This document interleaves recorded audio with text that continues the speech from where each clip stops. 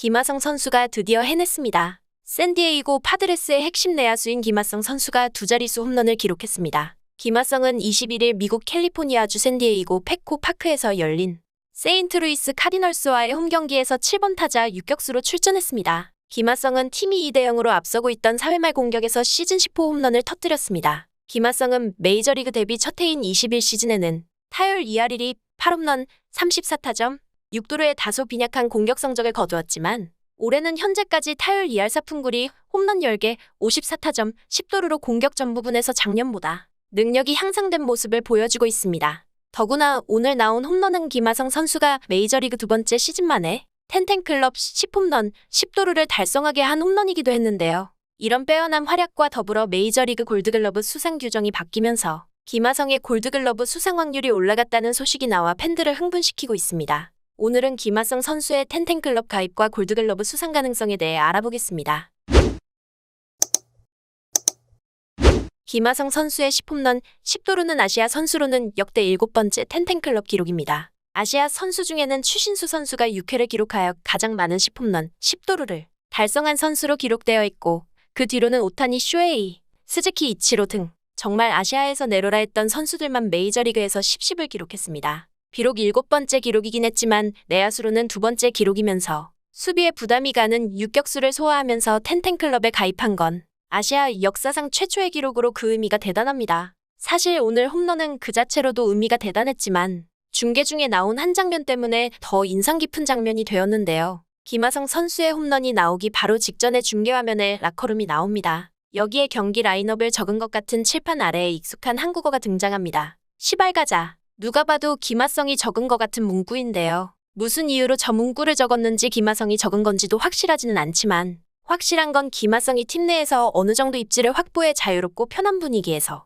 야구를 하고 있다는 걸 알 수 있는 대목이긴 했습니다. 김하성의 굳은 의지가 담긴 문구 때문이었는지 모르겠으나 김하성은 오늘 텐텐클럽을 가입하는 홈런을 쳤고 그 홈런에 힘입어 샌디에이고는 4연승을 질주하며 와일드카드 결정전 진출을 사실상 확정했습니다. 김하성 선수의 수비가 뛰어난 점에 대해서는 익히 알고 계실 텐데요. 현재 김하성은 메이저리그 유격수 수비 지표에서 상위권에 있습니다. 김하성의 올해 수비율은 0.985로 메이저리그 전체 5위, 유격수 중에는 단연 1위입니다. 1150이닝을 소화하는 동안 실책은 단 7개로 메이저리그 유격수 중 2위에 해당하고 평균 선수들 대비 아웃을 얼마나 많이 잡아냈는지를 측정하는 OAA에서는 플러스 5로 메이저 전체 유격수 중 14위를 달리고 있습니다. 수비로 막아낸 실점을 뜻하는 DRS에서는 플러스 10으로 전체 6위입니다. 대부분의 수비 지표에서 상위에 랭크되어 있으며 단순히 지표뿐만 아니라 중요한 순간마다 화려한 수비를 보여주면서 팀을 위기에서 구해내는 모습을 보여 팬들에게도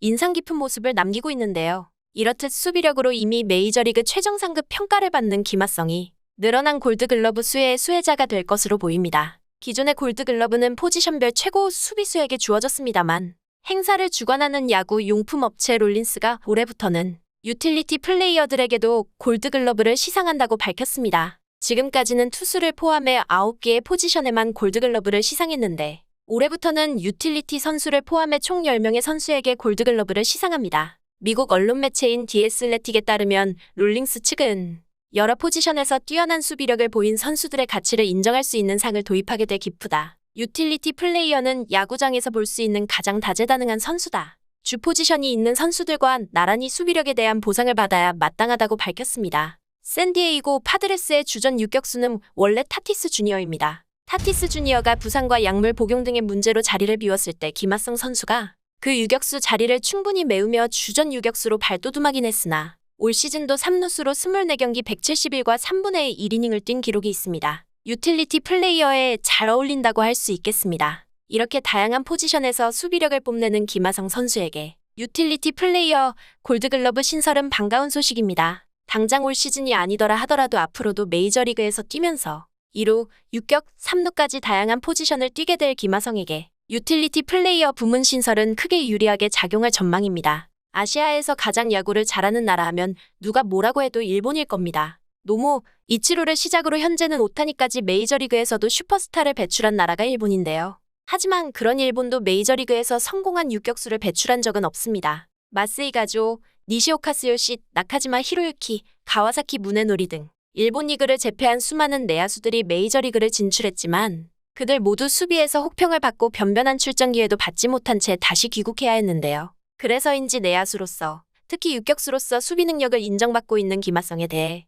일본에서도 반응이 아주 뜨겁습니다. 그 반응 잠시 살펴보시죠. 의심할 여지 없이 내야수로서는 아시아 역대 최고의 수비다. 공격력 부족을 말하는 사람도 있지만 OPS 0.7이면 문제없다. 김하성의 수비 지표는 메이저 톱레벨이다. 타격에서도 특정 수준에 도달했기 때문에 현재 확실히 아시아에서 가장 강한 유격수이다. 김하성은 좋네요. 젊고 수비도 좋고 타격도 향상되고 있고 이구치 이외에는 일본인 내야수는 전멸인데 대단하다. 데뷔에 이어 올해도 어디를 맡겨도 수비 지표에서는 플러스이다. 이런 수치를 유격수 고정으로도 유지할 수 있으면 상당히 플러스를 기록할 수 있다. 수비적인 면에서부터 고전하는 일본 내야수와는 큰 차이가 있다. 어깨가 엄청나게 강해.